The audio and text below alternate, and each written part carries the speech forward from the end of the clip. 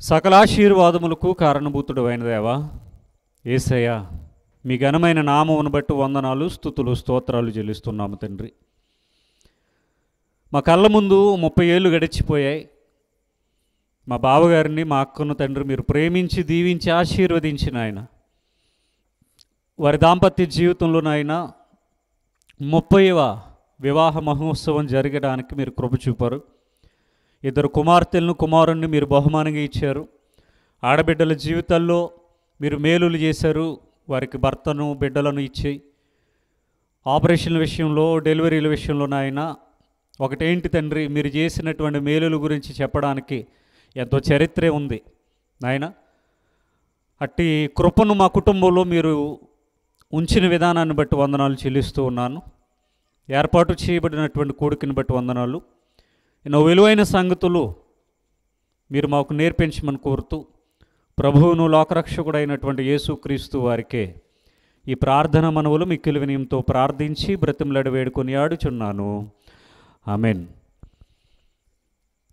కొరింథీయులకు రాసినటువంటి మొదటి పత్రిక 10వ అధ్యాయం. కొరింథీయులకు రాసినటువంటి మొదటి పత్రిక 10వ అధ్యాయము మొదటి వచనం నుండి కొన్ని వాక్య భాగాలను మనం ఆలోచన చేద్దాం.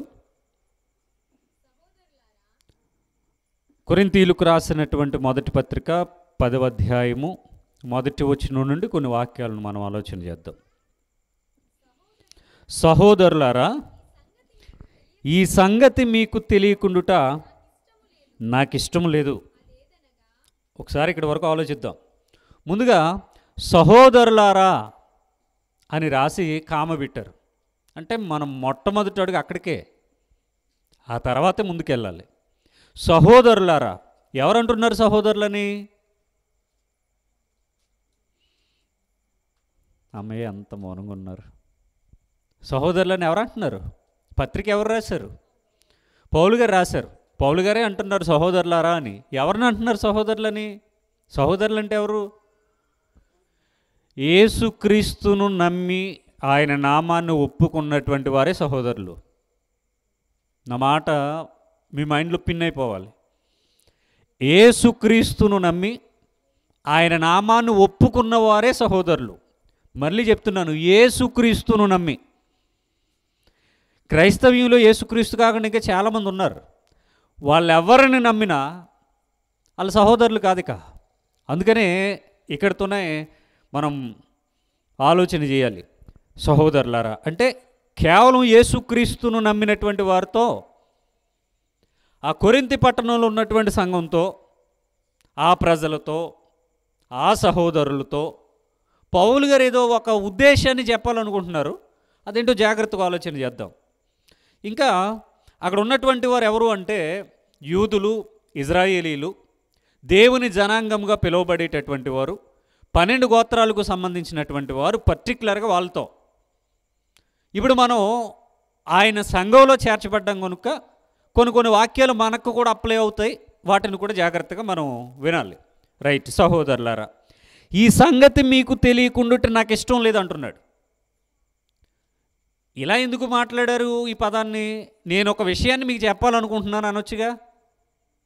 నేను ఒక సంగతిని మీకు తెలియచెప్పాలనుకుంటున్నాను అనొచ్చుగా. అలా చెప్పట్లేదు ఆయన. ఈ సంగతి మీకు తెలియకుండాటే నాకు ఇష్టం లేదంటున్నాడు. అంటే ఆయన ఏదో ఒక విలువైన సంగతిని, విలువైన సందర్భాన్ని తెలియచెప్పాలనుకుంటున్నారు. ఒకవేళ మీకు ఇది తెలియకుండా ఉండిపోవడం అనేది అది నా ఉద్దేశం కాదంటున్నాడు. అంటే ఇది మీకు నేను చెప్పాలనుకుంటున్నాడు. ఏంటా సంగతి? అదేదనగా అంటే అక్కడ వరకు చదివిన తర్వాత మన సొంత ఉద్దేశాలు అందులో చొప్పించకూడదు. పౌలు గారు ఏదైతే చెప్పాలనుకుంటున్నారో ఆయన నోటి వెంబడే మనం వినాలి. అది ఆయన చెప్తారు, జాగ్రత్తగా విందాం. అదేదనగా మన పితరులందరూ మేఘము క్రింద నుండిరి. మన పితరులు అంటే ఇది మన పితరులు అంటే ఇప్పుడు మనం వాక్యం చదువుకుంటున్నాం కాబట్టి ఇక్కడ ఈ భారతదేశంలో లేదా ఆంధ్ర రాష్ట్రంలో తెలుగు బైబిల్ చదువుతున్నటువంటి మన పితరుల కోసం చెప్పలేదు ఆయన. ఇక్కడ మన పితరులు అంటే ఇజ్రాయేలీలకు పితరులు ఉన్నారు. ఇజ్రాయేలీల జనాంగానికి పితరులు ఉన్నారు. ఆ పితరులుగా అబ్రహాము, ఇస్సాకు, యాకోబు అనేటటువంటి వారు ఉన్నారు.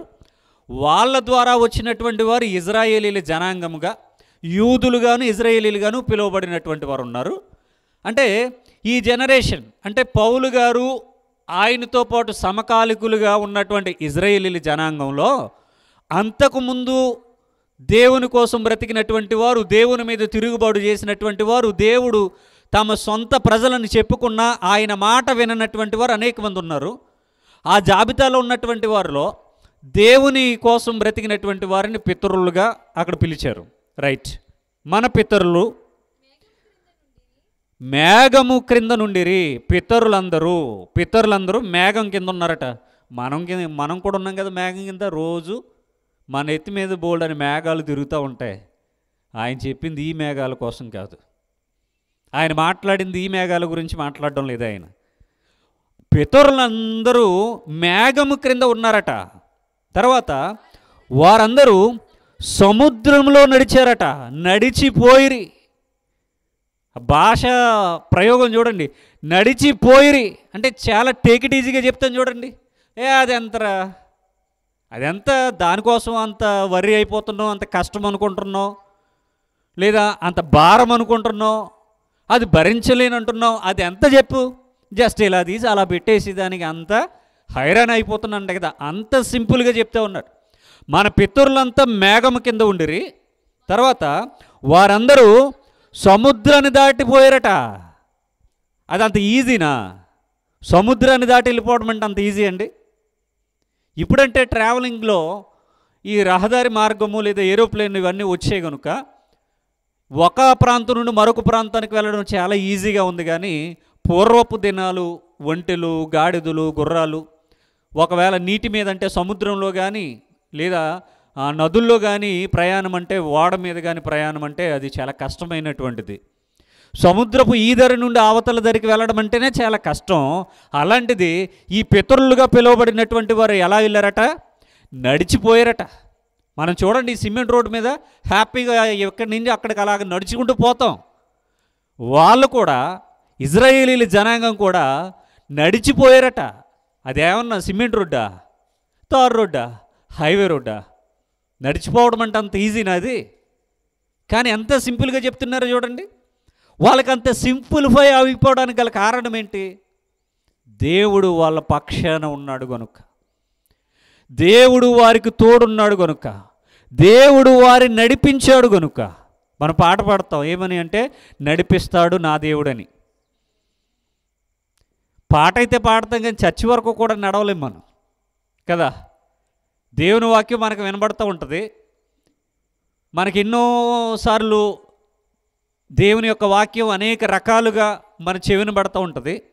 నడిపిస్తాడు నా దేవుడు అనే పాట అయితే పాడతాం కానీ కనీసం చర్చి వరకు కూడా వెళ్ళి వాక్యం వినేటటువంటి ప్రయత్నం చేయలేం మనం, ఏమండి?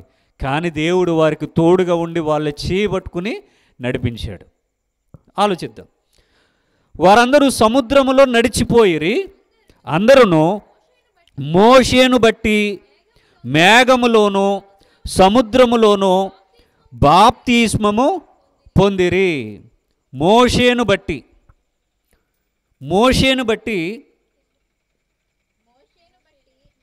మేఘములోను సముద్రములోను బాప్తిస్మం పొందుకున్నారట. ఎవరిని బట్టి?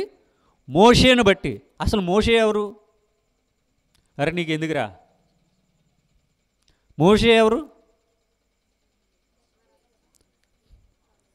దేవుడు ఏర్పాటు చేసుకున్నటువంటి నాయకుడు కదా, ఇజ్రాయేలీలకి నాయకుడు, మహానాయకుడు, మొట్టమొదటి నాయకుడు ఆయనే. ఆ నాయకుడు ఆయనను గూర్చి చెప్తూ మోషేను బట్టి, అంటే ఇజ్రాయేలీలు రక్షణకు కారకుడు ఎవరు అంటే, ఇజ్రాయేలీలు విడుదలకు కారకుడు ఎవరు అంటే, ఇజ్రాయేలీలు నడవడానికి అంటే బానిసత్వంలో నుండి బయటికి రావడానికి కారణం ఎవరంటే మోషే గారే. అందుకనే మోషేను బట్టి అన్నారు. ఎవరిని బట్టట? మోషేను బట్టి. మోషేను బట్టి మేఘములోను. ఆల్రెడీ మనం పైన చదువుకున్నాం కదా, మన పితరులంతా మేఘము కింద నుండిరి అని చదివాం మనం. మేఘం కింద ఉండటం ఏంటి?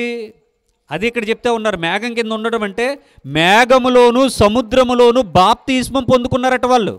సముద్రంలో బాప్తిస్మం పొందుకున్నారా? సముద్రంలో బాప్తీసం పొందుకోవడం ఏంటి అంటే మోషే గారు తీసుకుని వెళ్ళి సముద్రం ఒడ్డున బాప్తీసం ఇచ్చారా? అలాంటిది ఏమైనా జరిగిందా? అసలు పాత నిబంధన కాలంలో బాప్తీసం ఎక్కడుంది? మోషే గారు ఉన్నటువంటి కాలంలో బాప్తీస్మాలు ఎక్కడ జరిగాయండి? బాప్తీసం అంటే నిజంగా తీసుకుని వెళ్ళి బాప్తీసం ఇచ్చారని కాదు.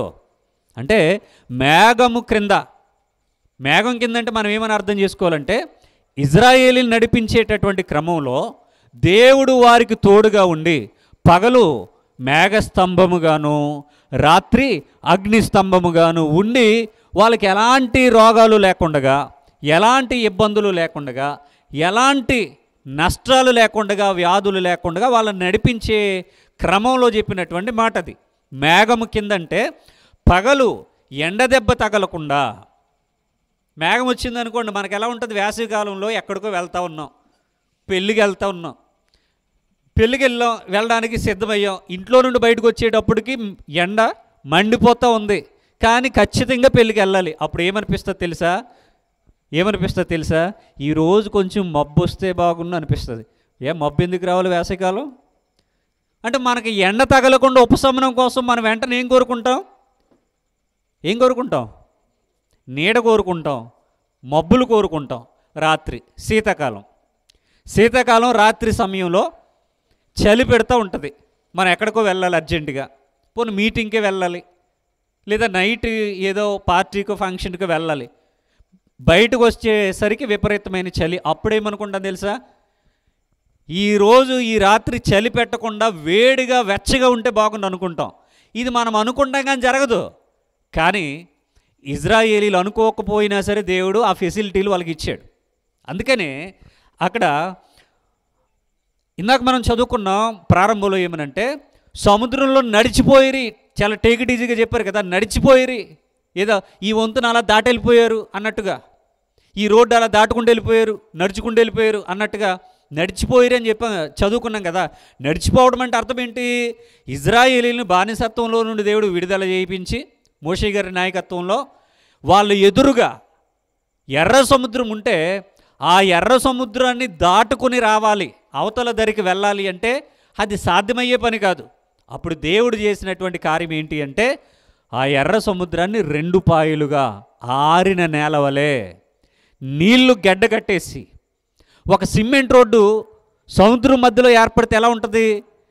యువతలో ఉన్నటువంటి నీళ్ళంతా ఆ తాడి చెట్ల ఎత్తులో ఒక గోడ వలె ఉండిపోయి, మధ్యలోనేమో పెద్ద రహదారి ఏర్పడి, చిన్న రోడ్డు కాదు మరలా హైవే, పెద్ద రహదారి ఏర్పడి, మరలా యువతల పక్కన ఉన్నటువంటి నీళ్ళన్నీ కూడా మరలా అంత ఎత్తున గడ్డకట్టేస్తే ఏమండి ఇజ్రాయేలీలు అందులో నడుచుకుంటూ వెళ్ళిపోయారు. ఆ సందర్భాలన్నీ కోట్ చేసి బాప్తిస్మము అని చెప్పారు.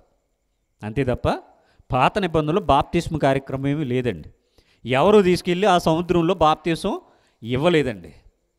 ఇది ఈ సందర్భాన్ని మనం గుర్తు చేసుకుంటే ఇజ్రాయేలీలకు దేవుడు తోడుగా ఉండి వాళ్ళను కాపాడుతూ, మనకు వాక్యం గుర్తుకు రావాలి ఎప్పుడును, ఇజ్రాయేలును కాపాడు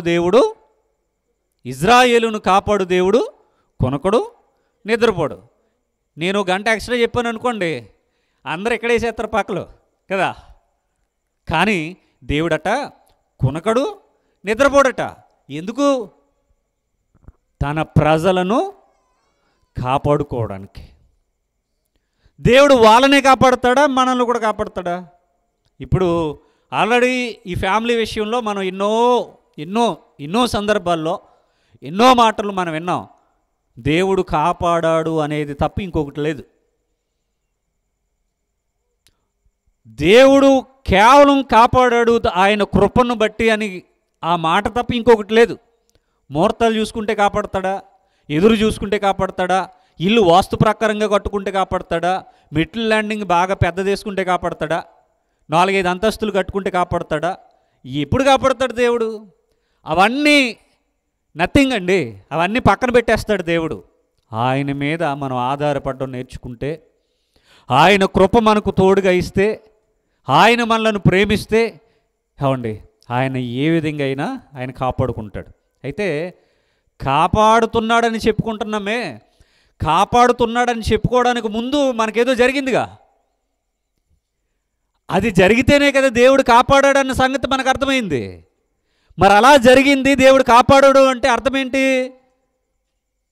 అక్కడికి వెళ్ళాలి మనం. ఏదో సిచ్యువేషన్ జరిగింది, అప్పుడు దేవుడు కాపాడాడు. మళ్ళీ ఏదో జరిగింది, మళ్ళీ కాపాడాడు. మళ్ళీ ఏదో జరిగింది, మళ్ళీ కాపాడాడు. సుమారుగా వివాహమై 30 ఏళ్ళు అవుతుందని చెప్పుకుంటున్న ఈ 30 ఏళ్ళలో నాకు తెలిసి ఓ 3000 సార్లైనా దేవుడు మేలు చేసి ఉంటాడు. ఇన్నిసార్లు కాపాడుతూ ఉన్నాడు అంటే మీకు ఒకటి అర్థం కావాలి, దేవుడు మిమ్మల్ని కావాలని కోరుకుంటున్నాడు, మీ ఫ్యామిలీని కావాలని కోరుకుంటున్నాడు, మీ పిల్లలను కావాలని కోరుకుంటున్నాడు. మీతో ఆయనకి ఏదో పని ఉంది. దీన్ని గుర్తుపెట్టుకోవాలి మనం. నేను ఎప్పుడు ఒకటి ఆలోచిస్తాను, దేవుడు మనకు ఒకవేళ సంపన్న స్థితిని ఇస్తే గనుక, ఇవ్వడని నేను చెప్పను, ఇస్తాడు ఆయన. సంపన్న స్థితిని ఇస్తే గనుక ఈ స్థితిలో నీ నుండి ఆయన ఏదో ఆశిస్తున్నాడు. నిన్ను పరీక్ష పెట్టడానికి ఇచ్చి ఉండొచ్చు.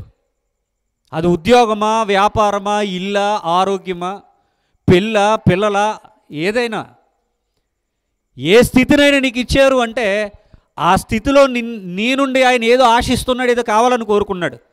ఇది మొట్టమొదటిగా నేను గ్రహిస్తాను. అండ్ సెకండ్ వన్, దేవుడు ఒకవేళ నీకు ఇచ్చింది కనుక తీసేసుకుంటే, బ్రతుకు బండికి సుఖ దుఃఖాలు అనేవి చక్రాలని మనకు తెలుసు.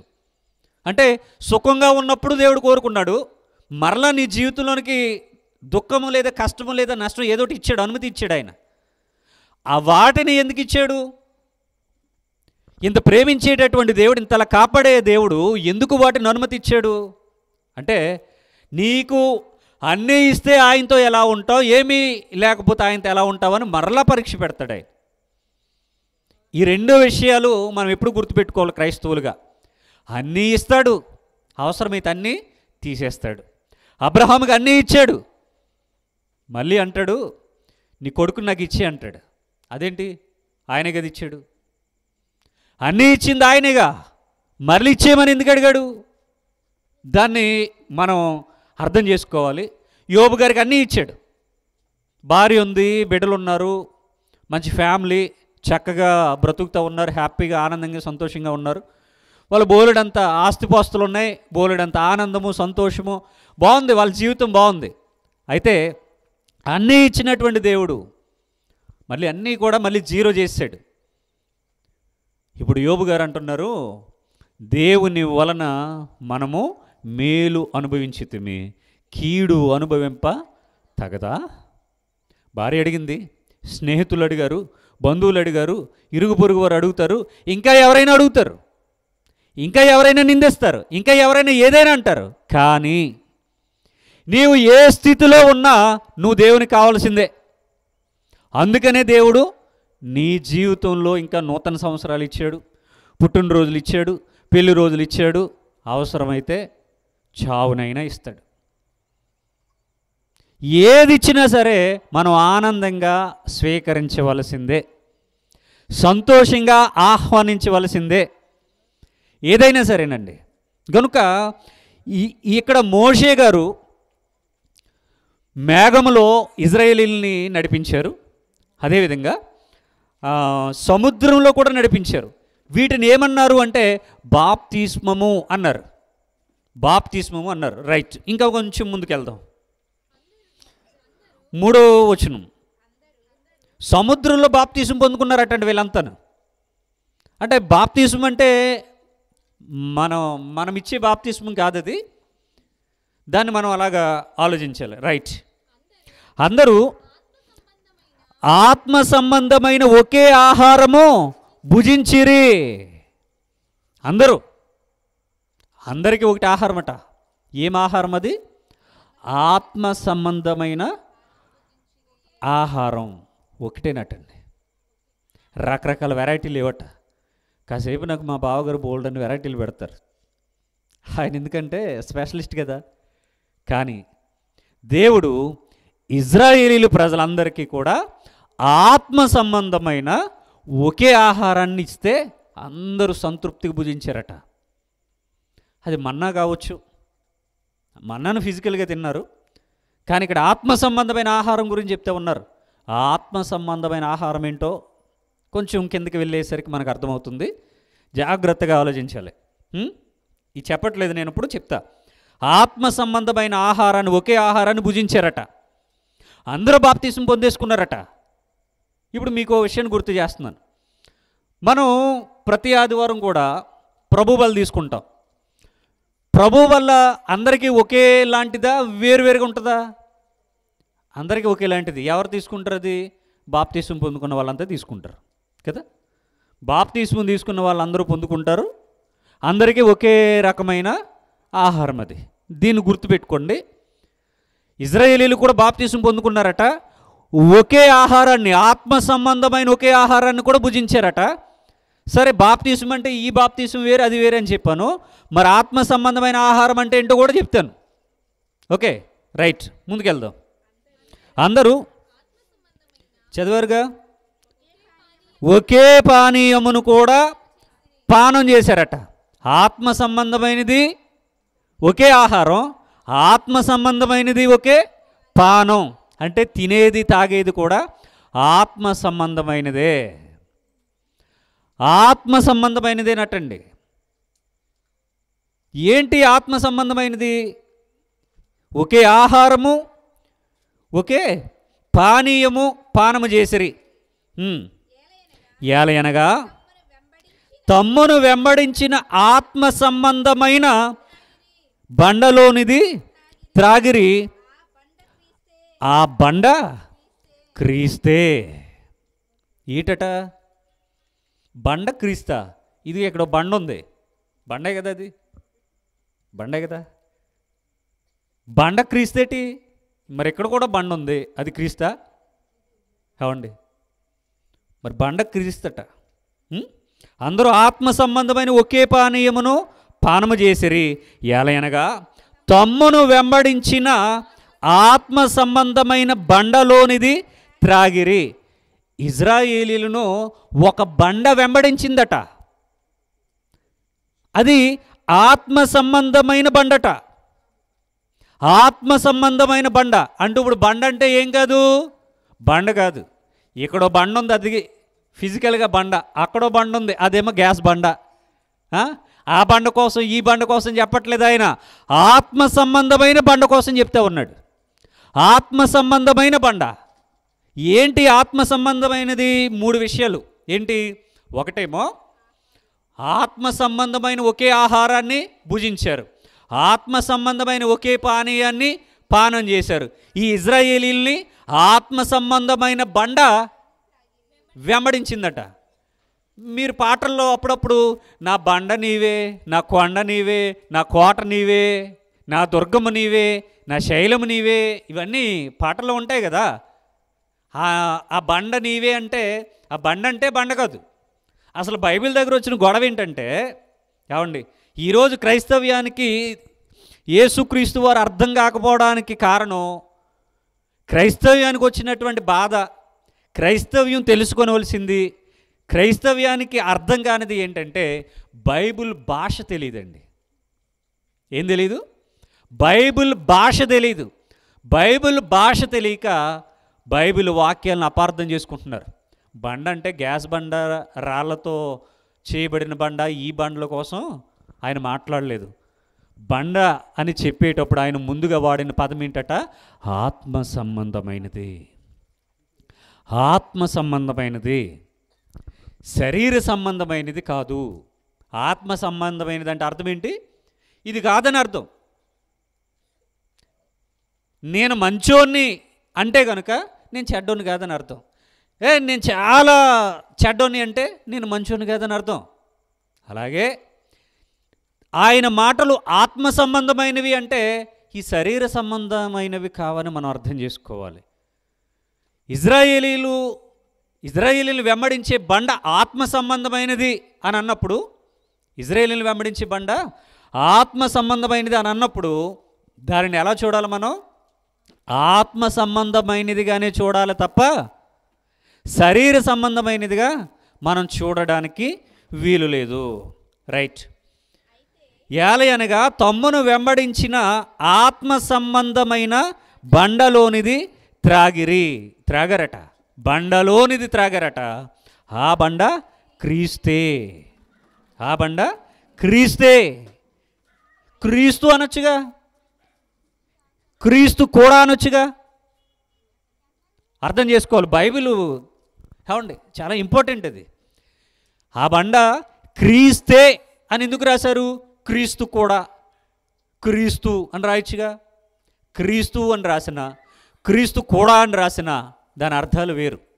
క్రీస్తే అని రాస్తే దాని అర్థాలు వేరు.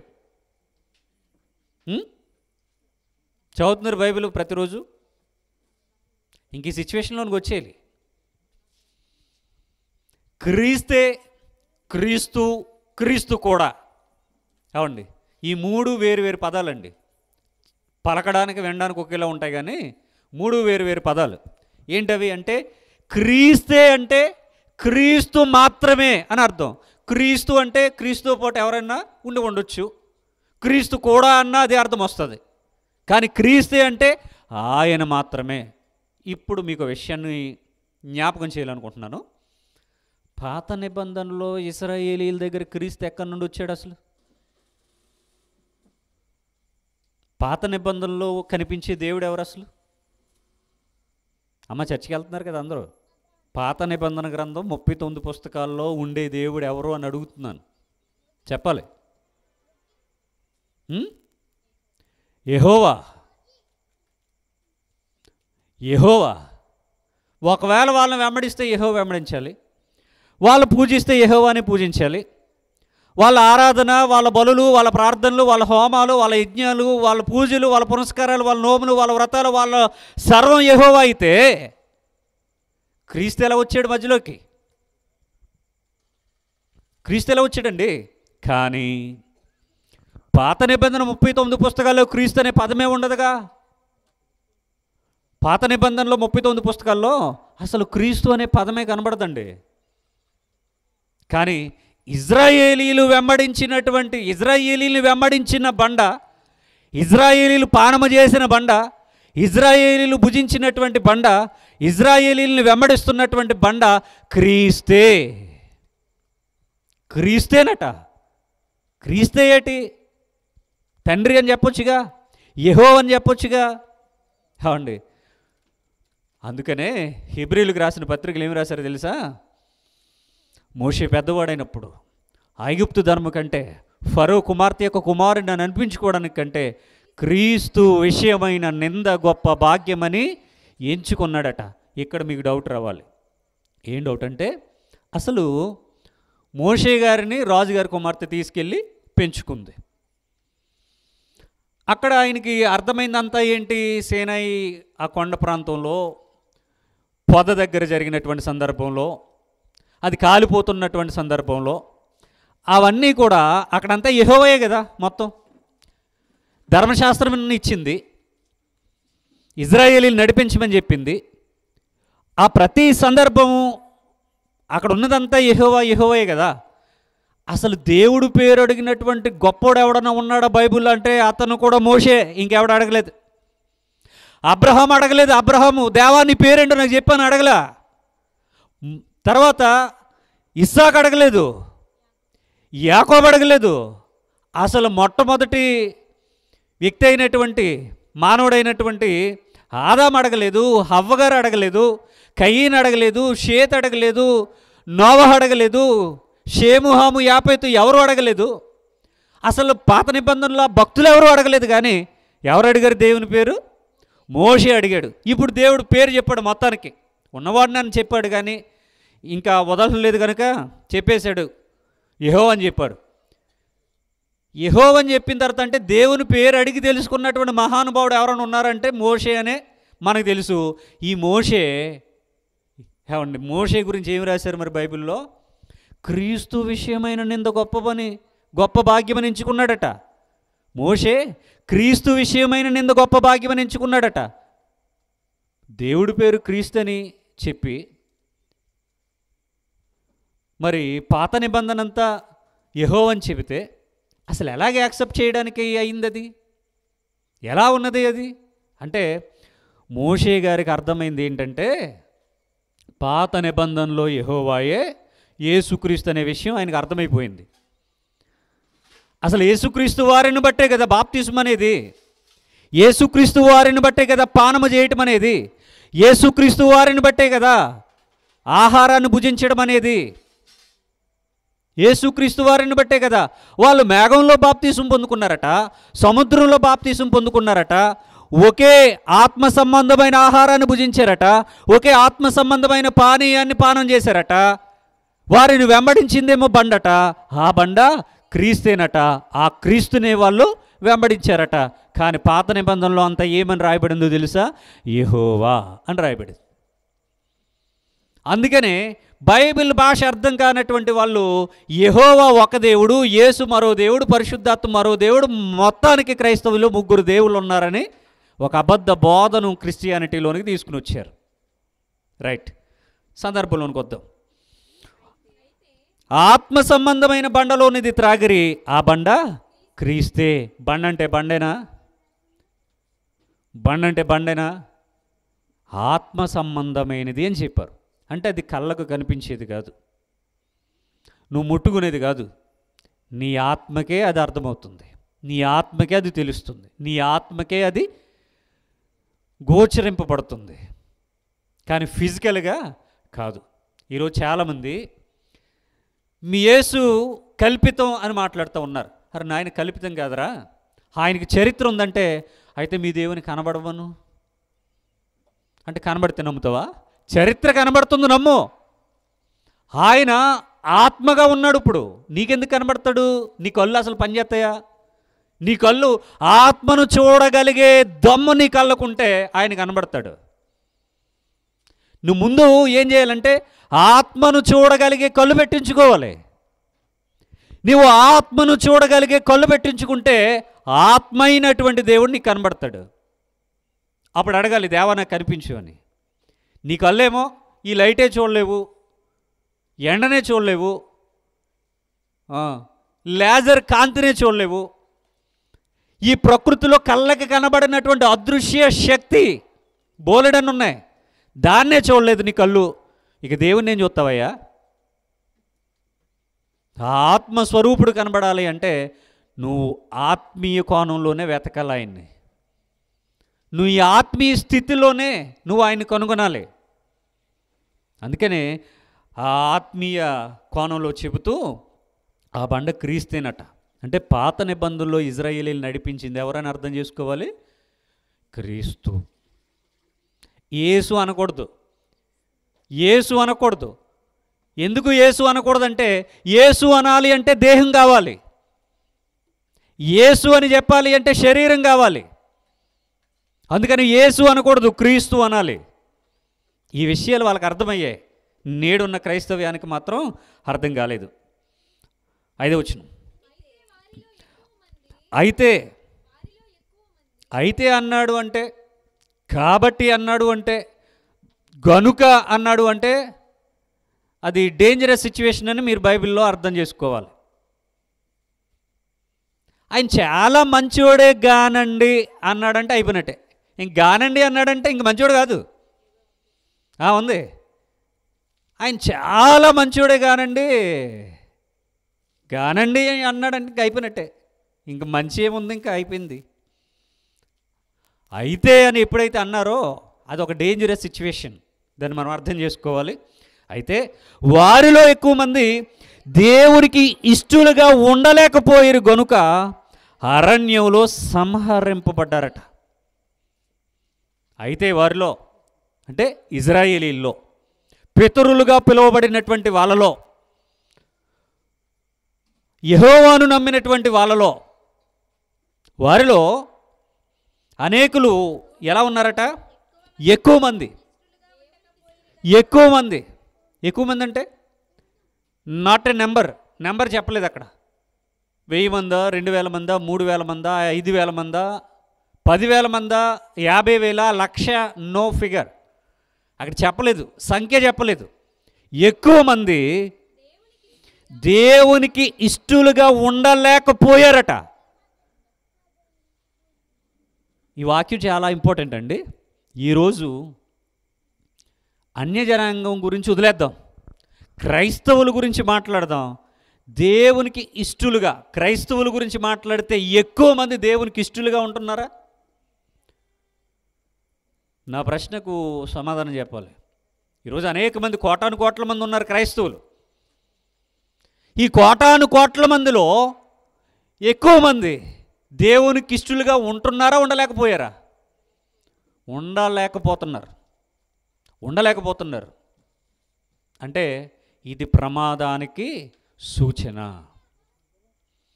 ఆత్మీయ జీవితాలు ప్రమాదంలో పడిపోతాయి. ఆత్మీయ జీవితాలు ఇబ్బందుల్లోనికి వెళ్ళిపోతాయి. ఆత్మీయ జీవితాలు నాశనంలోనికి వెళ్ళిపోతాయి. గనుక ఈ కృతజ్ఞత కూడిక ద్వారా దేవుడు మనందరికీ తెలియజేస్తున్నటువంటి విషయం ఏంటంటే, వాళ్ళు తప్పు చేశారు, వాళ్ళు దేవునికి ఇష్టలుగా ఉండలేకపోయారు.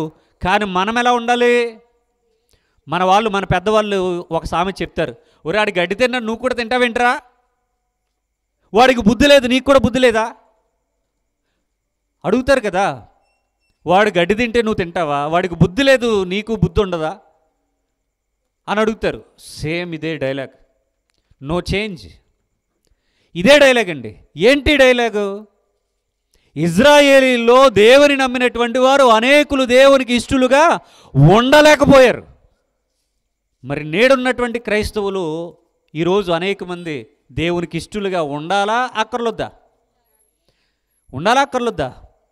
ఖచ్చితంగా ఉండాలి. ఇంక అందులో ఎలాంటి డౌట్ ఉండకూడదు.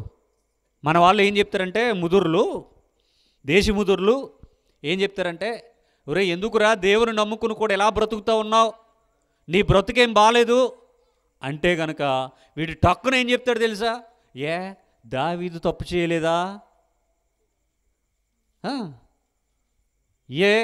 సొలొమోను తప్పు చేయలేదా? ఇవి చెప్తారండి. అరే నాయన, సొలొమోను తప్పు చేస్తే నిన్నెవడు చేయమన్నాడు? దావీదు తప్పు చేస్తే నిన్నెవడు చేయమన్నాడు? ఈ కనబడవా ఏంటి అంటే, తప్పించుకోవడానికి తప్పు చేసిన వ్యక్తిలో ఎవరొకరి మీదకి నెట్టేయడమే. పిల్లలు కూడా ఎగ్జామ్లో మంచి మార్కులు రాలేదు, ఇప్పుడు తండ్రి క్వశ్చన్స్ వేస్తూ ఉంటాడు, ఎరా ఎందుకురా తక్కువ మార్కులు వచ్చాయంటే, నాకొక్కడికే కాదు డాడీ, ఆడికి కూడా, నాకొక్కడికే కాదు డాడీ, మొత్తం మా క్లాస్ అంతా. అంటే అర్థం ఏంటి? ఇది తప్పించుకోవడానికి కారణాలు వెతుకుతున్నాడు తప్ప తన తప్పు తాను తెలుసుకుని సవరించుకుని సర్దుకుని సెట్ అవ్వాలన్నటువంటి ఉద్దేశం లేనోళ్ళు. అరే క్రైస్తవులారా, ఈరోజు మీరు దేవునికి ఇష్టలుగా లేరని వాక్యం చెప్తుంది. మరి మారాలి అనేటటువంటి ప్రయత్నం చెయ్యాలి కదా. కానీ ఏం చెప్తున్నారు తెలుసా? మారాలి అనేటటువంటి ప్రయత్నం చేయకుండా, ఏమండి, వీళ్ళు మారకుండా ఆ బైబిల్ గ్రంథంలో పాత నిబంధన కాలంలో భక్తులు తప్పిపోయినటువంటి సందర్భాలు వెతుకుతూ ఉన్నారు. అంటే వాళ్ళు తప్పు చేస్తే నిన్ను చేయమనా?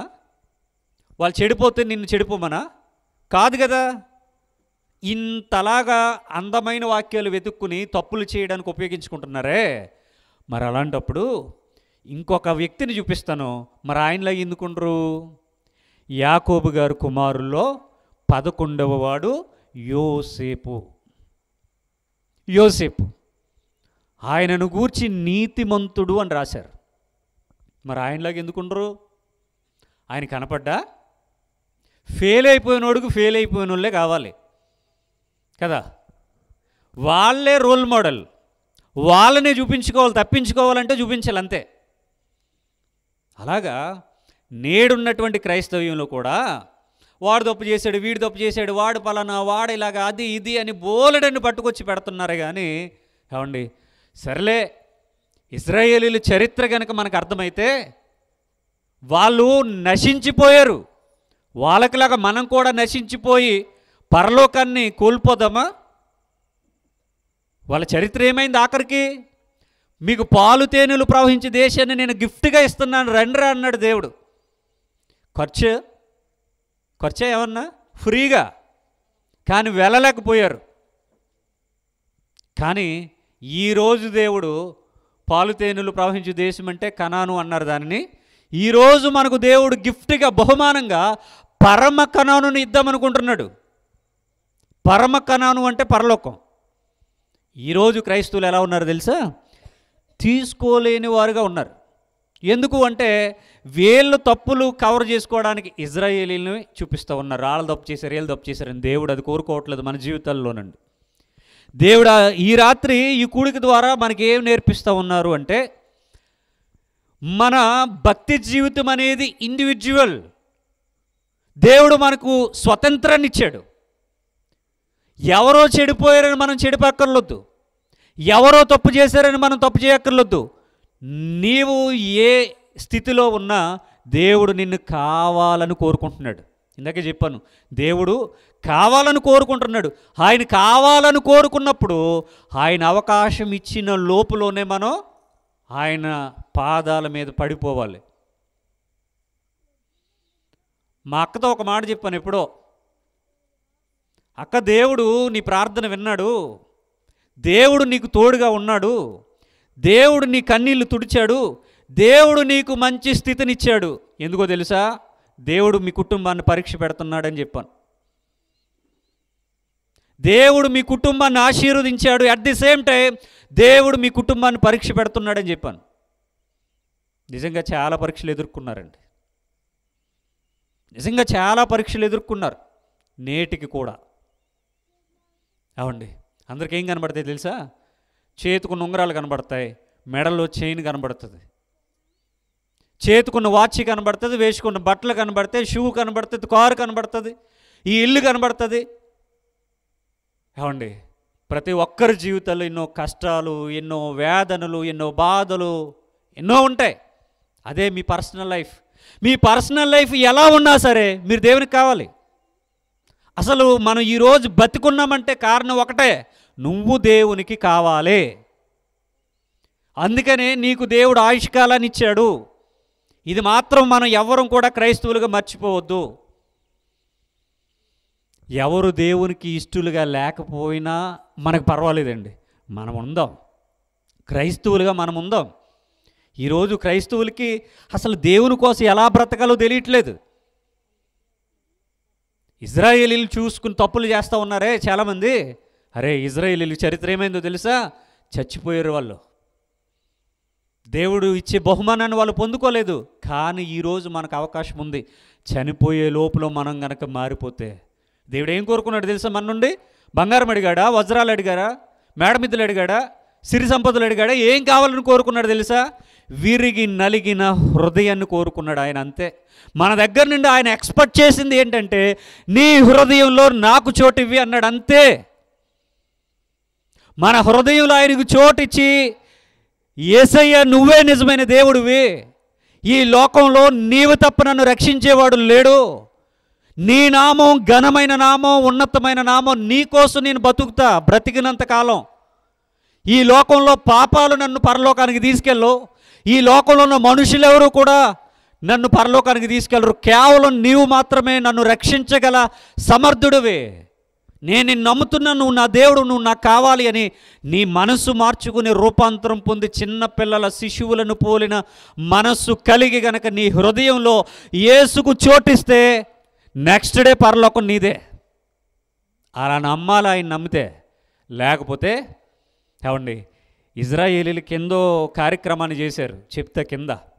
ఏమండి, అలా బతికేసి సంతోషంగా చచ్చిపోవటం మేలు.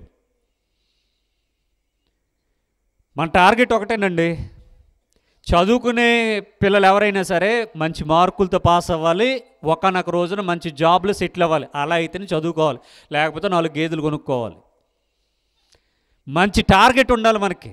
ఈ ఆత్మీయ జీవితానికి కూడా ఒక టార్గెట్ ఉండాలి. బతికితే దేవుని కోసం బతకాలి, చచ్చిపోతే ఆయన కోసం చచ్చిపోవాలి. బ్రతుకున్నంత కాలం ఆయనతో బ్రతకాలి భూమి మీద, చచ్చిపోయిన తర్వాత ఆయన దగ్గరకు వెళ్ళిపోవాలి. ఇది మన ఆత్మీయ జీవితం, ఇది మన టార్గెట్. ఏమండి, ఎలక్షన్స్ జరుగుతున్నాయిగా, వాళ్ళ టార్గెట్ ఏంటి? ఏదో ఒక రకంగా ఎమ్మెల్యే అయిపోవాలి, ఏం జరిగినా పర్లేదు ఎంపీ అయిపోవాలి, ఏమైపోయినా పర్లేదు సీఎం అయిపోవాలి. ఏం జరిగినా పర్లేదు మన ఆత్మీయ జీవితంలో దేవునితో నడవాలి, దేవుని మాట వినాలి, దేవుని కొరకు బ్రతకాలి, దేవుడున్న లోకానికి చేరుకోవాలి. అదే మన అంతిమ లక్ష్యం. ఏమండి, 60 ఏళ్ళు దేవుడు ఇచ్చినా, 70 ఏళ్ళు ఇచ్చినా, 80 ఏళ్ళు ఇచ్చినా, 100 ఏళ్ళు ఇచ్చినా, నువ్వు సెంచరీ దాటేసినా, హాఫ్ సెంచరీనే కంప్లీట్ చేసిన ఎప్పుడైనా ఈ లోకాన్ని మనం విడిచి వెళ్ళిపోవలసిందే. వెళ్ళిపోతాం కూడా. వెళ్ళిపోయే మనం ఈ భూమి మీద ఏది శాశ్వతం కాదండి. ఈ బంధాలు, అనుబంధాలు, అనురాగాలు, ఆప్యాయతలు, ప్రేమలు, దోమలు ఇవన్నీ కూడా టెంపరీ. అవండి, ఈ భూమి మీద ఉన్న ప్రతి విలువైనది అని మనం ఏదైతే అనుకుంటున్నామో అవన్నీ వదిలేసి మనం వెళ్ళిపోతామండి. కనుక మనం వెంబడించాల్సింది ఎవరిని? యేసుక్రీస్తు వారిని. ఇంకొంచెం ముందుకెళ్దాం. అరణ్యంలో సంహరింపబడ్డారట. ఎందుకు సంహరింపబడ్డారు? ఎక్కువ మంది దేవునికి ఇష్టలుగా ఉండలేకపోయారు కనుక. ఇది మనకు ఒక పాఠం. మనం ఎలా ఉండాలి మరి? వాళ్ళు ఉండలేదు, వాళ్ళు ఫెయిల్ అయిపోయారు. మరి మనం ఎలా ఉండాలి? దేవునికి ఇష్టలుగా ఉండాలి. దేవునికి అనగా యేసుక్రీస్తు వారికి ఇష్టలుగా ఉండాలి మనం. రైట్. ఇంకా ముందుకు. వారు ఆశించిన ప్రకారం మనము చెడ్డవాటిని ఆశించకుండునట్లు ఈ సంగతులు మనకు దృష్టాంతములుగా ఉన్నవే. వాళ్ళు ఏం ఆశించారట? చెడ్డవాటిని ఆశించారట. చెడ్డవాటిని. మనమేం ఆశించకూడదట? చెడ్డవాటిని. ఇదంతా ఆత్మీయ కోణమే సుమా. మన ఆత్మీయ జీవితాల గురించి చెప్తే ఉంది వాక్యం. భూమి మీద ఏదో తినటం కోసమో, లేకపోతే పానీయం తాగేదానికోసమో, లేదా వేరే వాటి గురించి మాట్లాడడం లేదండి. ఆత్మీయ జీవితంలో వాళ్ళు దేనిని కోరుకున్నారట? చెడ్డవాటిని కోరుకున్నారట. ఆత్మీయ జీవితంలో చెడ్డదేముంటుందండి? ఆత్మీయ జీవితంలో చెడ్డదేంటో తెలుసా? దేవునిని దేవునిగా అంగీకరించకపోవడమే చెడ్డవాటిని ఆశించడం. చెడ్డవాటిని అంటే ఒక్క దేవుణ్ణి విడిచి అనేక దేవుళ్ళు కాని వారి వైపుకు వెళ్ళిపోయారు ఇజ్రాయేలీలు. అదే చెప్తే ఉన్నాడు దేవుడు. ఏమని? వారు ఆశించిన ప్రకారము మనము చెడ్డవాటిని ఆశించుకుంటున్నట్లు ఈ సంగతులు మనకు దృష్టాంతములుగా చెప్పబడినవి. దృష్టాంతాలుగా చెప్పబడ్డాయట. వాళ్ళు చెడ్డవాటిని ఏం ఆశించారు? మనం అలాగ ఆశించకూడదని ఏం చెప్తుంది దేవుని వాక్యం? మీకు సింపుల్గా అర్థమవడానికి ఒక విషయాన్ని గుర్తు చేస్తున్నాను. బైబిల్ గ్రంథంలో మీరు ఎక్కడ చదివినా ఒక్కడే దేవుడని 100 సార్లు కనబడుతుంది. మళ్ళీ చెప్తున్నా, బైబిల్ గ్రంథంలో మీరు ఎక్కడ చదివినా ఒక్కడే దేవుడని 100 సార్లు కనబడుతుంది. ఆ ఒక్కడై ఉన్న దేవుణ్ణి విడిచి ఈరోజు క్రిస్టియానిటీ 3 లేదా 4 దేవుళ్ళను క్రియేట్ చేసింది. 3 లేదా 4. అసలు క్రైస్తవంలోనికి ఇంతమంది దేవుళ్ళు ఎలా వచ్చారు అంటే, ఇజ్రాయేలీలు దేవుణ్ణి వదిలి, అంటే ఒక్కడే దేవుణ్ణి వదిలి అనేకులను వాళ్ళు ఏ విధంగా అయితే క్రియేట్ చేసుకున్నారో, ఏ విధంగా అయితే వాళ్ళు పూజలు చేస్తూ ఉన్నారో, వాళ్ళ మనసుల్లో స్థానం ఇచ్చారో, అలాగ ఆశించారో, చెడ్డవాటిని వాళ్ళు కోరుకున్నారో, ఈరోజు క్రైస్తవులు కూడా ఒక్కడే దేవుడైన యేసుక్రీస్తును వదిలేసి ఆయనకు జతగా, ఆయనకు తోడుగా అనేకులను తెచ్చుకున్నారు. కాబట్టి వాళ్లకు పట్టిన గతే క్రైస్తవులారా మీకు కూడా పడుతుంది అని వాక్యం చెప్తుంది. వాళ్లకు పట్టిన గతే ఏంటంటే, వాళ్ళు వెళ్ళాలనుకున్నటువంటి ప్రాంతానికి భూమి మీదే వెళ్ళలేకపోయారు, చచ్చిపోయారు. మనం వెళ్ళాలనుకుంటున్నటువంటి ప్రాంతం పరలోకం. ఫిజికల్గా ఉండదు, అది భూమి మీద ఉండేది కాదు అది. అయితే ఎక్కడైనా కనుక మిస్టేక్ జరిగితే మన ఆత్మీయ జీవితంలో ఒక్కడై ఉన్న దేవుణ్ణి మన హృదయంలో నుండి కనుక పక్కన పెడితే, 2 లేదా 3 దేవుళ్ళుగా, దేవతలుగా మన హృదయంలోనికి తెచ్చుకుని క్రైస్తవులుగా మనం చాలామందిలో ఉంటే కనుక ఏమండి పరిస్థితి ఏంటంట, మనము కూడా నాశనములోనికి వెళ్ళిపోతామట. అంటే పరలోకాన్ని వదిలేసుకోవాలి, నరకానికి వెళ్ళిపోవాలి. అదే జరగబోయేటటువంటి చరిత్ర. రేపొద్దున్న తీర్పులో జరిగేది అదే. రేపు జరిగేటటువంటి పరిణామం అదేనండి. గనుక మనల్ని అలా ఉండొద్దని చెబుతూ ఆ సంగతులన్నీ మనకి దృష్టాంతాలుగా చెప్పారటండి. దృష్టాంతాలుగా చెప్పారట. ఏమండి ఇందాక ఒక మాట చెప్పాను మీకు. బతికితే ఆయన కోసం ప్రాణం పెట్టేలాగా బ్రతకాలి, లేకపోతే భూమి మీద తిని తాగి సంతోషంగా ఆనందంగా గడిపేసి చచ్చిపోవాలి అని చెప్పాను. అదే మాట మనకు అక్కడ కనబడుతుంది, ఒకసారి చూద్దాం. జనులు తినుటకును త్రాగుటకును కూర్చుండి ఆడుటకు లేచిరి. జనులు అనగా ఇజ్రాయేలీల గురించి చెప్తే ఉన్నారు కనుక ఆ జనాల గురించి ఉద్దేశించి చెప్తూ వాళ్ళు ఎలా ఉన్నారట, తినడానికి తాగడానికి కూర్చుండి ఆడడానికి లేచారట. అంటే వాళ్ళ జీవితాలు ఎలా ఉన్నాయో ఒకంత మనం ఆలోచిద్దాం. వాళ్ళ జీవితాల్లో దేవునికి స్థానం లేదు, ఆత్మీయ జీవితాలు బాగాలేదు వాళ్ళవి. కేవలం శరీర సంబంధంగానే వాళ్ళు బ్రతుకుతూ ఉన్నారు. పని చేసుకున్నామా, డబ్బులు వచ్చాయా, ఆహారం సంపాదించుకున్నామా, తాగడానికి ఏమైనా తెచ్చుకున్నామా, ఈ పూట గడిచిపోయిందా, బతికేసామా, అయిపోయింది ఒకరోజు. నెక్స్ట్ డే మనం తిరిగి ఉదయాన్నే లేచామా, ఆ తర్వాత మరలా మన పనులకు పోయామా, సాయంత్రానికి మరలా సంపాదించుకున్నామా. ఇది రొటీన్ లైఫ్ అయిపోయింది జనాలకి. సేమ్ ఇజ్రాయేలీల పరిస్థితి ఎలా ఉందట, జనులు తినటానికి త్రాగడానికి కూర్చుండి ఆడడానికి లేచారట అని వ్రాయబడినట్టు వారిలో కొందరి వలె మీరు విగ్రహారాధికులై ఉండకుడి. వాళ్ళు ఎలా ఉన్నారట, విగ్రహారాధికులుగా ఉన్నారట. అదేంటి, మనం ఈ వాక్యాన్ని ముందు నుండి చెబుతూ ఇది ఆత్మీయ కోణం అని ఆలోచించమని చెప్పాను ఫస్ట్ నుంచి కూడా. మరలా జాగ్రత్తగా మనం ఆలోచిస్తే ఇక్కడ వాళ్ళు తిన్నారు, తాగారు, కూర్చున్నారు, ఆడారు, లేచారు, అంతా బాగానే ఉంది అని వ్రాయబడినట్టు వారిలో కొందరి వలె మీరు విగ్రహారాధికులై ఉండకూడదు అన్నారు.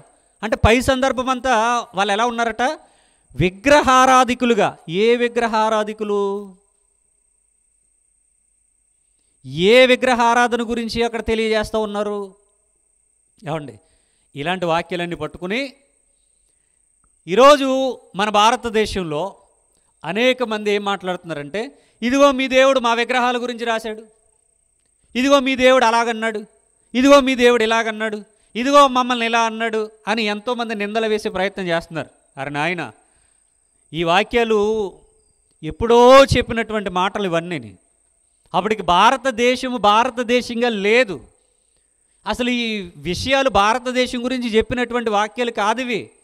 ఇజ్రాయేలీల చరిత్ర, ఈజిప్ట్ నాగరికత, నైల్ నది, అక్కడ ఉన్నటువంటి సందర్భాలు, ఈజిప్టియన్ నాగరికతలో అక్కడ జరిగినటువంటి పరిస్థితులు, ఆ ఇజ్రాయేలీలు ప్రజలు ఉన్నటువంటి పరిస్థితి, వాళ్ళ ఆత్మీయ జీవితాలు, అక్కడ వాళ్ళ బ్రతికినటువంటి విధానాన్ని గురించి వ్రాశారు.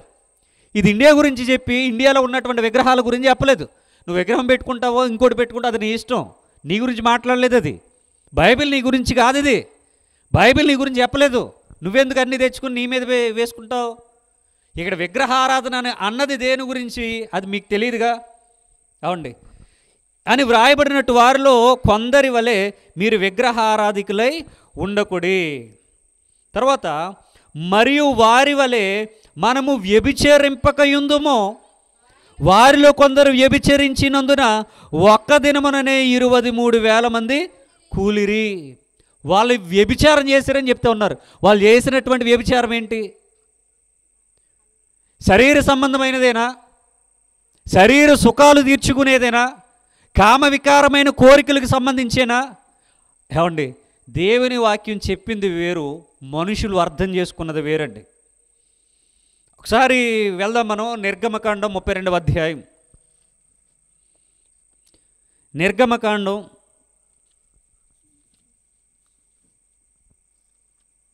32వ అధ్యాయము 6వ వచనం. మరునాడు వారు ఉదయమున లేచి దహన బలులను సమాధాన బలులు నర్పించిరి. అప్పుడు జనులు తినుటకును త్రాగుటకును కూర్చుండి ఆడుటకు లేచిరి అని వ్రాయబడినట్టు అని మనం చదువుకున్నాం కదా. కొరింథీయులకు రాసిన మొదటి పత్రిక 10:7వ వచనంలో మనం చదువుకున్నాం. అంటే దేవునికి ఏదో నైవేద్యం పెట్టేశాం కదా, దేవునికి బలిచ్చేసాం కదా, దేవునికి అర్పణ ఇచ్చేసాం కదా, అయిపోయింది అనుకున్నారు. వెంటనే ఏం చేశారట? తినడానికి తాగడానికి కూర్చున్నారు. పీకల దాకా తిన్నారు, పీకల దాకా తాగారు. అంతా అయిన తర్వాత లేచి ఆడారట. అంటే దేవుడికి ఏదైతే ఇష్టం కాదో, దేవుడు దేనినైతే అసహించుకుంటాడో, దేవుడికి ఏంటంటే విపరీతమైన కోపం వస్తుందో అదే చేశారు వాళ్ళు. త్రాగుబోతులుగా ఉండొద్దని ఆయన కోరుకున్నాడు, తిండిపోతులుగా ఉండొద్దని కూడా ఆయన కోరుకున్నాడు. అవే చేశారు వాళ్ళు. ఏమండి, మత్తులుగా తిని తాగి బాగా మత్తెక్కిన తర్వాత తల్లని చెల్లని అక్కని వావి వరుసలు లేకుండగా ఆ దేవుని బలిపీఠం ముందే వాళ్ళు పిచ్చ ప్రవర్తన చూసినటువంటి దేవునికి వాళ్ళ మీద కోపం వచ్చింది. వాళ్ళు చేసే పని ఆయనకి నచ్చలేదు, వాళ్ళ ప్రార్థన ఆయనకి నచ్చలేదు, వాళ్ళ బలులు ఆయనకి ఇష్టం లేవు. అలాంటప్పుడు వాళ్ళందరినీ చంపేయాలనుకున్నాడు, చంపేశాడు కూడా. ఏమండి, అందుకనే జనులు చేసేటటువంటి ఇలాంటి కార్యక్రమాలు మీరు చేయొద్దు. వాళ్ళకు బుద్ధి కలగడానికి వాళ్ళందరినీ నేను చంపేశాను. ఆ విషయాలు మీకు ఎందుకు చెప్తున్నానంటే దృష్టాంతాలుగా. వాళ్ళు నాకు ఇష్టలుగా లేరు, కానీ మీరు నాకు ఇష్టలుగా బ్రతకండి అని దేవుడు పలికించినటువంటి మాట అండి. సంఖ్యాకాండం 25వ అధ్యాయం, సంఖ్యాకాండము 25వ అధ్యాయం 9వ వచనం.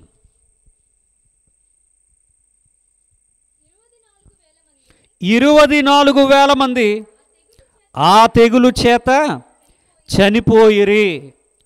ఎంతమంది చనిపోయారట? 24,000 మంది తెగులు చేత చచ్చిపోయారట. తెగులు ఎందుకు వచ్చింది?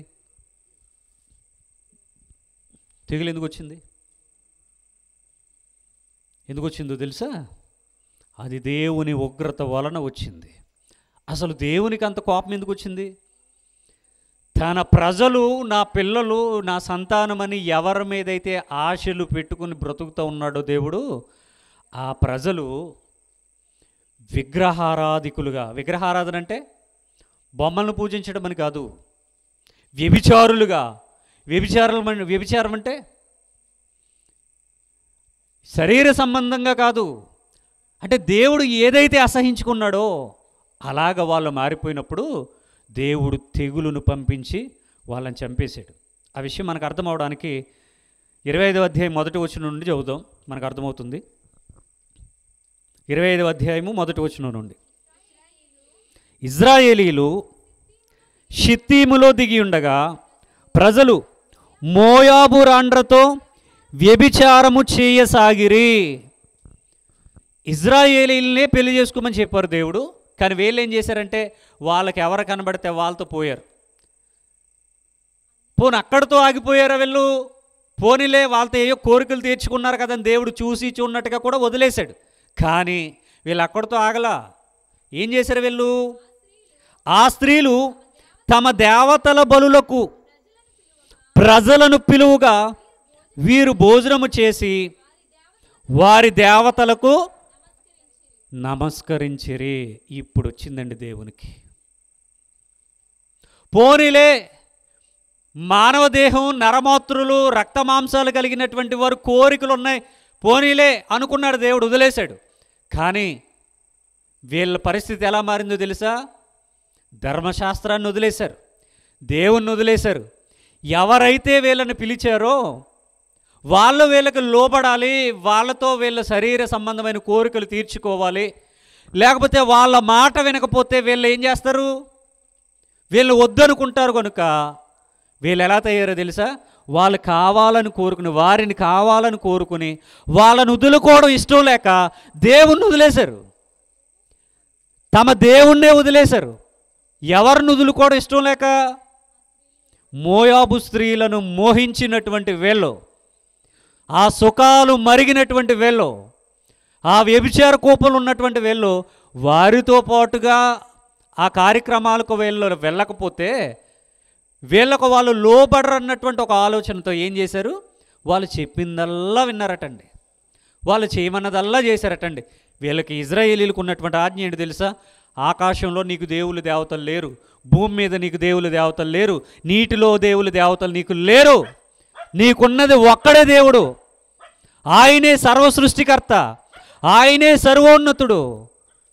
ఆయన్నే నువ్వు నమ్మాలి, ఆయన్నే నువ్వు పూజించాలి, ఆయన కోసమే నీవు బ్రతకాలి. వీటిని వదిలి నీవిక అన్యజనులు చేసేటటువంటి ఆచారాల వైపు వెళ్ళొద్దు అని దేవుడు వాళ్ళకి ఆజ్ఞాపిస్తే, ఆ ఆజ్ఞను వదిలేసి వీళ్ళు ఏం చేశారట? దేవతలకు నమస్కారం చేశారట. మరి దేవతలు, ఒరిజినల్గా దేవతలు దేవుళ్ళు ఉన్నారా అంటే లేరు కదా. ప్రపంచాన్ని కలుగజేసింది ఒక్కడే దేవుడు కదా. ఆ కలుగజేసిన దేవుణ్ణి, సృష్టికర్త మాటను పక్కన పడేసి ఈ స్త్రీల కోసం వీళ్ళు వెళ్ళి హేయమైన కార్యం చేస్తే దేవుడు కోపంతో రగిలిపోయి వీళ్ళని చంపేశారండి.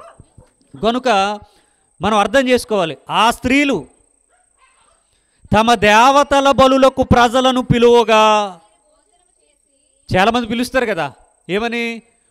మా దేవతకు మొక్కుకున్నావు, రండి భోజనం చేసి వెళ్దురు కానీ, మొక్కుబడి తీర్చుకుంటావు, రండి భోజనం చేసి వెళ్దురు కానీ, అన్న సమారాధన రండి తినేదురు కానీ, మా దేవతకు బలర్పిస్తాం రండి అన్నారుగా.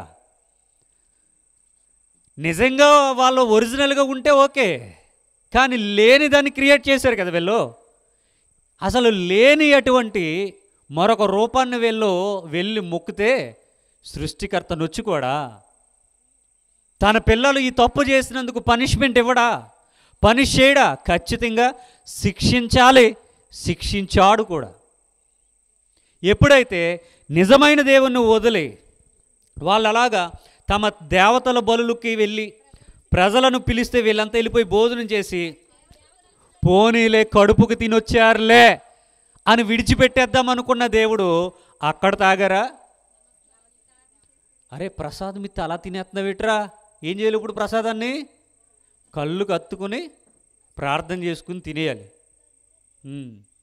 కదా. అలాగ వీళ్ళు కూడా చేసిందేంటి తెలుసా? ఆ దేవతా ప్రతిమలకు నమస్కారం చేశారు. నమస్కారం చేసి ఫుల్ మీల్స్ లాగిస్తే ఎవరైతే తిన్నారో తిన్న వాళ్ళందరినీ లేపేసాడు ఆయన. ఎందుకు అంటే ఒక్కడే దేవుడుగా, సృష్టికర్తగా, తండ్రిగా ఆయన ఉండి వీళ్ళకి ఏ నొప్పి లేకుండా వీళ్ళను కంటికి రెప్పలా కాపాడుతూ ఉంటే ఏం తక్కువైందని అటు పరిగెట్టారా మీరు? మీకు ఇంకా ఏమన్నా కావాలంటే అడగండి, నేను ఇస్తానన్నాడుగా. ఏం తక్కువైందని నన్ను వదిలేసుకుని మీరు వెళ్ళారు. ఏమండి, దేవునితో అలా ఉంటుంది. అంటే మనం అర్థం చేసుకోవలసింది ఏంటి అంటే, ఏమండి, ఇజ్రాయేలుని కాపాడే దేవుడు ఈరోజు యేసుక్రీస్తుగా ఈరోజు నిన్ను నన్ను కాపాడుతూ ఉన్నాడు. ఇజ్రాయేలుని కాపాడే దేవుడు ఈరోజు మనందరినీ కూడా కాపాడుతూనే ఉన్నాడు. కానీ మనం ఆయన మాట వింటున్నామా? మరి వినాలన్నటువంటి మనసుందా? ఎన్నో వారాలుగా మరి ఆయన మందిరానికి వెళ్తాం, పాటలు పాడతాం, ప్రార్థనలు చేస్తాం, ఉపవాసాలు చేస్తాం, అన్నీ చేస్తాం. కానీ ఆయన మాటను గౌరవిస్తున్నామా? ఆయన చెప్పినట్టుగా మనం బ్రతుకుతూ ఉన్నామా? అందుకనే దేవుడు మనకిచ్చినటువంటి ఆయుష్కాలంలో బ్రతికుండగానే ఆయనను మాత్రమే మనం నమ్ముకుని ఆయన కోసం మన జీవితాన్ని అర్పించేవారుగా ఉండాలి. ఇక చివరి మాట, యోధాపత్రిక 4వ వచనం. మనం ఇప్పుడు ఏదైతే సంఖ్యాకాండంలో చదువుకున్నామో, వాళ్ళు విగ్రహారాధన వైపు వెళ్ళిపోయి లేని దేవుళ్ళను క్రియేట్ చేసుకుని వాటికి ఆరాధన చేస్తూ ఉన్నారో, సేమ్ ఈరోజు క్రైస్తవ్యంలో కూడా లేని దేవుళ్ళను క్రియేట్ చేశారు. ఉన్నది ఒక్కడే దేవుడు, ఆయన యేసుక్రీస్తు వారు భూలోకానికి వచ్చాడు, నరావతారిగా వచ్చాడు, తనను తాను అందరికీ చూపించుకున్నాడు. రుజువులు ఉన్నాయి, కానీ రుజువులు లేని వారిని నమ్ముతూ క్రైస్తవ్యాన్ని భ్రష్టత్వంలోనికి నడిపిస్తూ ఉన్నారు. ఏమండి, దానినే వ్యభిచారం అని కూడా దేవుడు అన్నాడు. ఒకసారి చదువుదాం 4వ వచనం. యాలయనగా కొందరు రహస్యముగా చొరబడి ఉన్నారు, వారు భక్తిహీనులై మన దేవుని కృపను దేవుళ్ళ కృపను కాదు, దేవుని కృపను కామాతురత్వమునకు దుర్వినియోగపరచుచు, దేవుని కృపను కామాతురత్వమునకు దుర్వినియోగపరచుచు మన అద్వితీయనాథుడు. అద్వితీయుడు అంటే ఓన్లీ వన్ అండ్ ఓన్లీ అద్వితీయుడు. నాథుడు అనగా తండ్రి, నాథ, సత్యస్వరూపి, దేవ, తండ్రి, అద్వితీయనాథుడును ప్రభువునైనా. అంటే మన తండ్రి ఎవరట? అద్వితీయనాథుడు ప్రభువునైనా యేసుక్రీస్తు అన్నారంటే మన తండ్రి ఎవరు? యేసుక్రీస్తు. పాత నిబంధనలో యెహోవా అనే పేరుతో ఉన్నారు, క్రొత్త నిబంధనలో యేసుగా ఈ లోకానికి వచ్చారు, క్రీస్తుగా ఆయన మరలా రాబోతూ ఉన్నాడు. అద్వితీయనాథుడును ప్రభువునైనా యేసుక్రీస్తును విసర్జించుచున్నారు. ఈ తీర్పు పొందుటకు వారు పూర్వమందే సూచింపబడిన వారు. అంటే యేసుక్రీస్తును కాకుండా ఇంకా దేవుళ్ళు ఉన్నారని ఈరోజు క్రైస్తవ్యంలో ఎవరెవరైతే బ్రతుకుతూ ఉన్నారో వాళ్ళందరూ తీర్పు కొరకు బతుకుతూ ఉన్నారట. యేసును విసర్జించారట. అందుకని ఈరోజు యేసు దేవుడు కాదంటున్నారు క్రైస్తవులు అని చెప్తున్నారు. బైబిల్ పట్టుకున్నారు, ఆయన పేరు చెప్పుకుని బతుకుతూ ఉన్నారు కానుకలు తీసుకుని. కానీ యేసు దేవుడు కాదంటున్నారు. వీళ్ళందరి కొరకు తీర్పు అనేది రెడీగా ఉందని చెప్తూ ఉన్నారు. కనుక ఏమండి, మన ఆత్మీయ జీవితాలన్నీ కూడా ప్రభువు కోసం మనం సిద్ధపరచుకోవాలి. దేవుడు మన జీవితంలో ఎంత ఆయుష్కాలాన్ని ఇచ్చాడో మనకు తెలియదు, ఎప్పటి వరకు బ్రతుకుతామో అది కూడా మనకు తెలియదు, ఏ క్షణాన్ని ఈ లోకాన్ని విడిచి వెళ్ళిపోతామో అది కూడా మనకు తెలియదు. కానీ ఇప్పుడున్నాం, ఈ క్షణమే మంది, రాత్రి మంది కాదు, రేపు అనేది మంది కాదు, భవిష్యత్తుకి గ్యారంటీ లేదు. ఏమండి, ఎప్పుడు వెళ్ళిపోతామో తెలియదు. కానీ ప్రభువైన యేసుక్రీస్తు వారే నిజమైన దేవుడు, నా రక్షకుడు అని మనకు మన హృదయంలో ఆయనకు సుస్థిరమైన స్థానాన్ని ఇస్తే కనుక ఏ క్షణాన చనిపోయినా పరలోకం మందే. కనుక ఈ కుటుంబం ద్వారా, ఈ కృతజ్ఞత కూడిక ద్వారా దేవుడు ఎన్నో విషయాలు మనకు నేర్పించారు. విత్తబడినటువంటి ప్రతి మాట మన యొక్క హృదయంలో ఫలించి మన ఆత్మీయ జీవితాలు బాగుపడి దేవునిలో మరింత, యేసయ్యలో మరింత సుస్థిరంగా మనం బ్రతకాలని, చనిపోయిన మరుక్షణమే పరలోకంలో మనం ఉండాలని, అట్టి ధన్యత మన ప్రభువు మనకు అనుగ్రహించాలని కోరుతూ ఈ మాటలు ముగిస్తూ ఉన్నాను. చేరువచ్చిన మీ అందరికీ ప్రభువైన యేసుక్రీస్తు వారి ఘనమైన నామమున నా యొక్క శుభములు, వందనాలు తెలియజేస్తూ ఉన్నాను. ప్రార్థన చేసుకుని కార్యక్రమంలో ముందుకు వెళ్దాం. సర్వోన్నతుడు, మహోన్నతుడు అయిన దేవా, యేసయ్య, మీ ఘనమైన నామమును బట్టి వందనాలు నాయన. మా బావగారు శ్రీను గారిని బట్టి, మరి మా అక్క వెంకటలక్ష్మి గారిని బట్టి, అత్తమ్మ గారిని బట్టి, వారికి ఇచ్చినటువంటి పిల్లలను బట్టి తండ్రి, కుటుంబంలో మీరు చేసిన మేలులను బట్టి నాయన, ఈరోజు గ్రామాన్ని ఆహ్వానించి మరి 30వ వివాహ మహోత్సవం రోజున నాయన అనేకులకు ఆత్మీయ ఆహారాన్ని తండ్రి ఏర్పాటు చేసినటువంటి కుటుంబాన్ని బట్టి వందనాలు. తండ్రి, మానవ జీవితం చిన్నది నాయన, ఈ యొక్క జీవితం మీ కొరకు మేము సార్థకత చేసుకుంటే మీరున్న మహాలోకం మేము ఈజీగా సంపాదించుకోవడానికి అవకాశం ఉంది. అట్టి ధన్యత ఈ మాటలు విన్న ప్రతి ఒక్కరికి దయచేయమని కోరుతూ, మరెన్నో మేలులతో కుటుంబాన్ని ముందుకు నడిపించమని కోరుతూ, ప్రభువును లోకరక్షకుడైన యేసుక్రీస్తు వారికి ఈ ప్రార్థన మనవులు మిక్కిలి వినయంతో ప్రార్థించి బ్రతిమలాడి వేడుకొని ఆడుచున్నాను. ఆమెన్. అందరికీ వందనాలండి.